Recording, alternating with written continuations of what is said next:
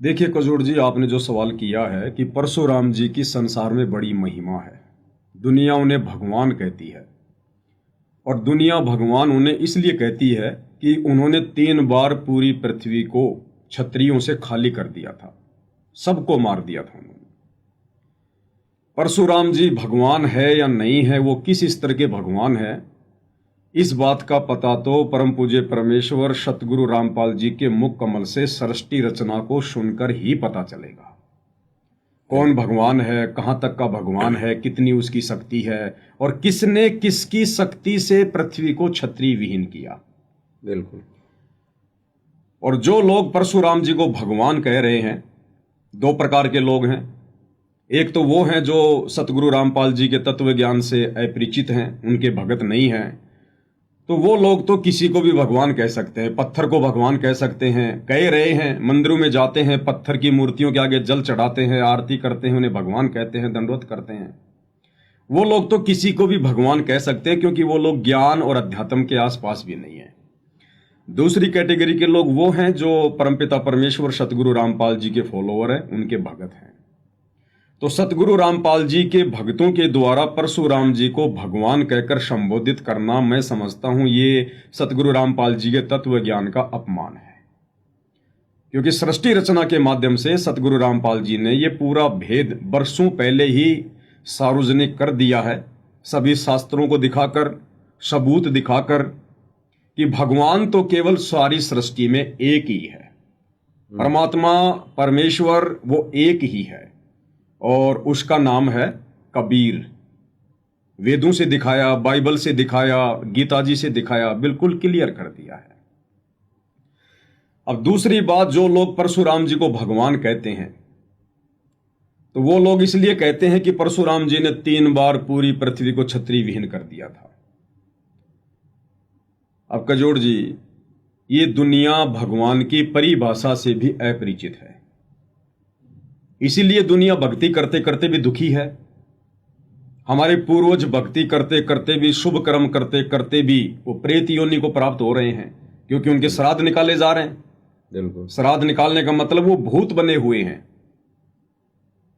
तो दुनिया तत्व ज्ञान से अपरिचित होने के कारण किसी को भी भगवान कह सकती है, इसमें कोई संशय नहीं है। अब भगवान असल में वो है जो किसी को मारता नहीं है। बिल्कुल सही बात। भगवान हमेशा सुख देता है। ये दुनिया भगवान की खोज में मंदिरों में जाती है, मस्जिदों में जाती है, चर्चों में जाती है, गुरुद्वारे में जाती है, दान धर्म करती है, पूजा पाठ करती है, लंबी लंबी पैदल यात्राएं करती है। क्यों करती है? क्योंकि आत्मा को यह आभास है कि भगवान केवल सुख ही देता है।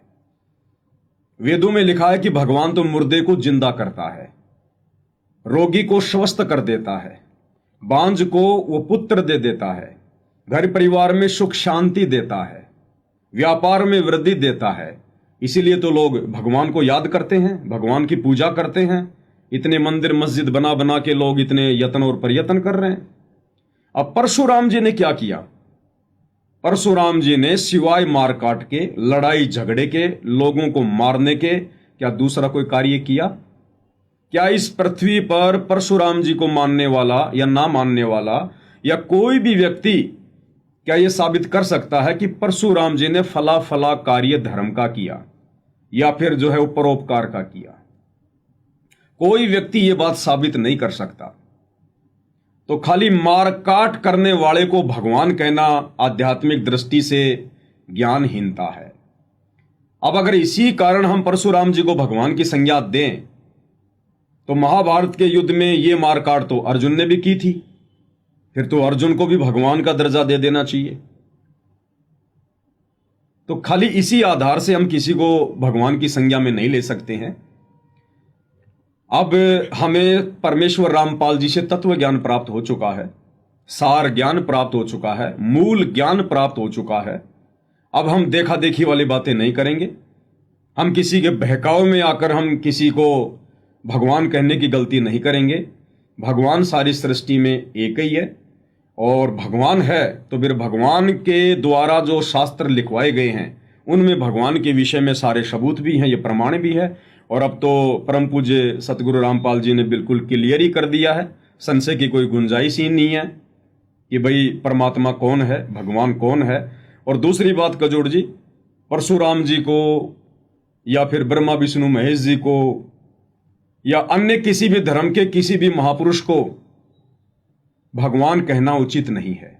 बिल्कुल सही। जब हम सतगुरु रामपाल जी की सृष्टि रचना को अच्छे से देखेंगे, पढ़ेंगे, तो हमें पता चलेगा कि ये जितने भी मनमुखी रूप से भगवान बन के बैठे हुए हैं, ब्रह्मा विष्णु महेश है, 33 करोड़ देवी देवता भी अपने आप को भगवान कहलाने से पीछे नहीं हटते। फिर ब्रह्मा विष्णु महेश जी के जो अंश अवतार हैं, जैसे परशुराम जी जैसे हैं, बाबा आदम जैसे हैं, हजरत मोहम्मद जैसे हैं, ईसा मसीह जैसे हैं, महात्मा बुद्ध जैसे हैं, राम जैसे हैं, श्री कृष्ण जैसे हैं, इनको भी दुनिया भगवान कहती है। अब सृष्टि रचना को जब हम पढ़ेंगे तो हमें पता चलेगा ये सारे के सारे भगवान 21 ब्रह्मांड में कैद हैं। 21 ब्रह्मांड में ये सारे के सारे भगवान बने हुए हैं, कैद हैं ये जितने भी हैं। अब सृष्टि रचना से पता चलेगा कि 21 ब्रह्मांड की उत्पत्ति हुई कहां से, और 21 ब्रह्मांड में ये जितने भी भगवान बने बैठे हैं, छोटे बड़े, ये सब आए कहां से? ये सब सतलोक से आए हैं। मेरी इन बातों को सतगुरु रामपाल जी के फॉलोअर बड़ी आसानी से समझ सकते हैं, क्योंकि उन्होंने उनके सत्संग सुने हैं और वे लोग थोड़ा बहुत सृष्टि रचना से परिचित हैं। तो 21 ब्रह्मांड में वर्तमान में जितने भी भगवान हैं, ये सारे के सारे भगवान कहां से आए? सतलोक से आए हैं। अब सतलोक से कबीर परमेश्वर जी ने जितने भी आत्माओं को भेजा, किस रूप में भेजा? केवल आत्मा रूप में। हम सभी उस कबीर परमेश्वर जी के बच्चे हैं, उनकी आत्माएं हैं। हम सब के सब 2 कोटि के जीव हैं। और 21 ब्रह्मांड में आने के बाद फिर काल और दुर्गा, जिन्होंने हम सबको यहां पर फंसा के रखा हुआ है, इन्होंने फिर अपना एक नया षड्यंत्र फैला दिया, नया अपना एक जाल फैला दिया, जीवों को और अधिक भ्रमित करने की दृष्टि से कि मेरे 21 ब्रह्मांड से कहीं कोई जीव बाहर ना निकल जाए, इनको असली भगवान की पहचान ना हो जाए। इसलिए इस काल ने बहुत सारे नकली भगवान पैदा कर दिए, अवतार भेज भेज कर। तो सतगुरु रामपाल जी की सृष्टि रचना से हमें पता चलता है कि यहां एक 2 कोटि के जीव से लेकर ब्रह्मा विष्णु महेश तक, काल और दुर्गा, ये दोनों जो 21 ब्रह्मांड के प्रधान है, ये सब 2 कोटि के जीव हैं। ये सब उस परमेश्वर की आत्मा है। ये केवल नकली भगवान बने हुए हैं। समय अनुसार ये 84 लाख योनियों में अपना कर्म भोगने के लिए जाते हैं। फिर से जब ये भक्ति करते हैं, भक्ति की शक्ति से फिर से जब कभी इनको मनुष्य जन्म प्राप्त होता है, फिर से ये किसी परम संत की शरण में आते हैं, भक्ति कमाई करते हैं। उस भक्ति कमाई के आधार से ये काल फिर से उनको बड़ी बड़ी पोस्ट दे देता है, देव देवताओं की पोस्ट दे देता है, ब्रह्मा विष्णु महेश की पोस्ट दे देता है, किसी का अंश अवतार बना के भेज देता है। इस प्रकार से फिर ये नकली भगवान बन बैठते हैं। और हम आम प्राणी इस तत्व ज्ञान से अपरिचित होने के कारण अपने से जरा से सर्वश्रेष्ठ व्यक्ति को, महापुरुष को हम भगवान मानने की भूल जो है वो कर बैठते हैं। तो सतगुरु रामपाल जी परमेश्वर जी के ज्ञान आधार से और मुझ पवन दास की जो दृष्टि है उनके ज्ञान को समझने की, देखने की, उस आधार से मुझे नहीं लगता कि कबीर परमेश्वर जी के अलावा संसार में दूसरा कोई भगवान हो सकता है। बिल्कुल सही।